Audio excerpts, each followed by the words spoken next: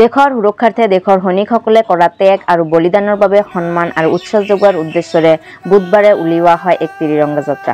গুৱাহাটীৰ আদাবাৰীস্থিত অটল উদ্যানৰ পৰা আৰম্ভ হোৱা এই ত্ৰিৰংগা যাত্ৰাত মুখ্যমন্ত্ৰী ডক্টৰ হিমন্ত বিশ্ব শৰ্মা, ৰাজ্যিক বিজেপিৰ সভাপতি দিলীপ শইকীয়া, সাংসদ বিজুলী কলিতা মেধিকে কৰি বিজেপিৰ কেইবা হাজাৰ কাৰ্যকৰ্তাই অংশগ্ৰহণ কৰে। আদাবাৰীস্থিত অটল উদ্যানৰ পৰা জালুকবাৰীৰ ভূপেন হাজৰিকাৰ সমাধিক্ষেত্ৰলৈ উলিওৱা এই ত্ৰিৰংগা যাত্ৰাত অংশগ্ৰহণকাৰীসকলে হাতে হাতে জাতীয় পতাকা লৈ ভাৰত মাতা কি জয়, অপাৰেচন সিন্দুৰ আদি শ্লোগানৰ প্লেকাৰ্ডসহ যাত্ৰা কৰে। এই যাত্ৰাত অংশগ্ৰহণ কৰি মুখ্যমন্ত্ৰী ডক্টৰ হিমন্ত বিশ্ব শৰ্মাই সামাজিক মাধ্যমত প্ৰকাশ কৰে প্ৰতিক্ৰিয়া। তেওঁ পোষ্টত উল্লেখ কৰে, ত্ৰিৰংগা যাত্ৰাৰে ভাৰতীয় সেনালৈ প্ৰণাম। পাকিস্তানৰ বিৰুদ্ধে অপাৰেচন সিন্দুৰৰ জৰিয়তে আমাৰ ভাৰতীয় সেনাই গৌৰৱ আৰু পৰাক্ৰমৰ এক নিদৰ্শন দাঙি ধৰিলে। আমি ত্ৰিৰংগা যাত্ৰাৰে আজি আমাৰ দেশৰ সেনা বাহিনীৰ শেহতীয়া এই বিক্ৰমে আনি দিয়া স্বাভিমানক উদযাপনৰ অংশীদাৰ হওক।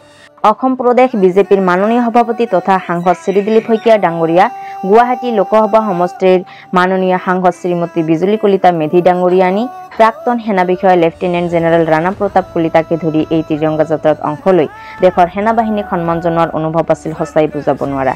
ইফালে ত্ৰিৰংগা যাত্ৰাত অংশগ্ৰহণ কৰি বিজেপিৰ ৰাজ্যিক সভাপতি দিলীপ শইকীয়াই সংবাদ মাধ্যমৰ আগত কয়, পাকিস্তানৰ ভাৰত বিদেশী কাৰ্য, নিৰীহ লোকৰ ওপৰত কৰা আক্ৰমণ, সন্ত্ৰাসবাদীক উচতনি দিয়া আৰু সন্ত্ৰাসবাদীক শৰণ দিয়া চৰিত্ৰ ভৱিষ্যতৰ দিনত থাকিলে ভাৰতবৰ্ষই পাকিস্তানক বিশ্বৰ মানচিত্ৰৰ পৰা হয়তো মচি দিব।